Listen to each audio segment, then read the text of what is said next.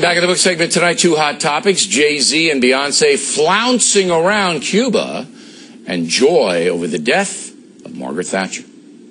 I am celebrating, I'm celebrating the fact that Margaret Thatcher is dead today, and I'm here to celebrate with everyone else, symbolically, to just to say everything she stood for, I'm opposed to. Thatcher's death, I think, is a celebration around the world. Millions of people know she started a legacy, and that legacy was turning over public services and starting the greed for the bankers. That woman made my youth a misery. I think that she was to blame for most of the ills in society. Joining us now from Washington to analyze Laura Ingraham. You know, it's just pathetic. It really is that some people are so poisoned by ideology that they just can't, say, okay, look, I disagreed with her or whatever, but I'm sorry for her family. I said a prayer for her or whatever. Do you understand? You take a lot of calls on the radio. Do you understand that? I don't understand that mindset. I not only understand it, I fully expected this reaction, and I think Lady Thatcher would have also expected it, and probably, Bill, she probably would have been glad to see it in a way, right? Because if these people are still so angry about what they're angry about, she probably did what she set out to do, to lift Britain out of the economic malaise that it was in, to reassert British military authority when needed, and to stand strongly with the United States against the Soviet threat. She did all of those things. She was vehemently against collectivism of any kind, whether it was in big corporations, which she was very suspicious of, or big government bureaucracy. And she was a union buster. They didn't like her for that. And for that, her enemies today rejoice. There's no common understanding of respect for the dead among these people. I mean, that doesn't compute with them. It took me aback because I'm trying to think back the death of Ronald Reagan in America. I don't think we saw that kind of public vitriol.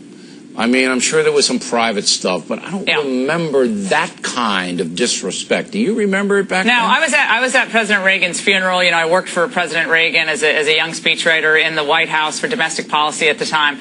And Reagan, transformed the country and made a lot of people really angry. But in the end, most in America kind of gave him the nod. Okay, we didn't agree with you maybe on everything. There's, he had Iran-Contra and all this stuff, but you really helped us get through a difficult time. Not perfect, no one is, but there was an enormous amount of respect for President Reagan. But I'm trying to think back throughout history. I don't think we've ever seen anything like that. Even when Richard Nixon died, that we saw in London, it took me by America's different, America, was different during Reagan's time, and I can't imagine that Jimmy Carter passes on, or Barack Obama. I mean, people are going to say, "Look, see any of that here." Exactly. All right, I got to get to Senator Marco Rubio, who doesn't really like the fact that Jay-Z and Beyonce are in Cuba. Really, Cuba's not a zoo where you pay an admission ticket and you go in, you get to watch people living in cages to see how they're suffering. Cuba's not a field trip. I don't take that stuff lightly. You just went to Cuba, and to fulfill your curiosity, which I could have told you about if you'd come see me for 5 minutes, you've left thousands of dollars in the hand of a government that uses that money to control these people that you feel sorry for. All right, and you say? Well, look, he's right about that. But again, why are people surprised about this? The rules don't apply to liberals, okay?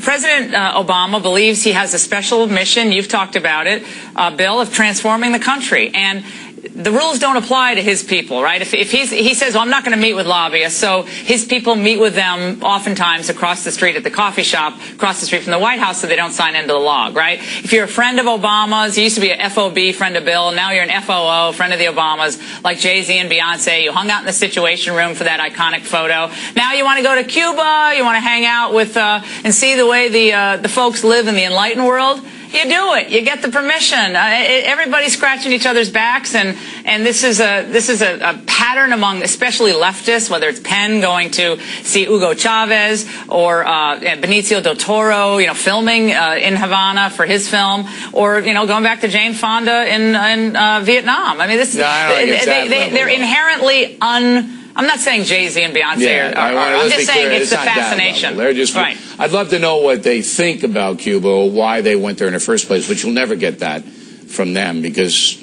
Well, I think, Bill, they're not political sophisticates, but the people that talk to them about politics, they probably hear, well, I'd like to know why they're over there. Maybe well, they're there, Bill, because they're emissaries to break down the boycott of Cuba. That's why. Got to run. Thank you, Laura. In a moment, Factor Tip of the Day.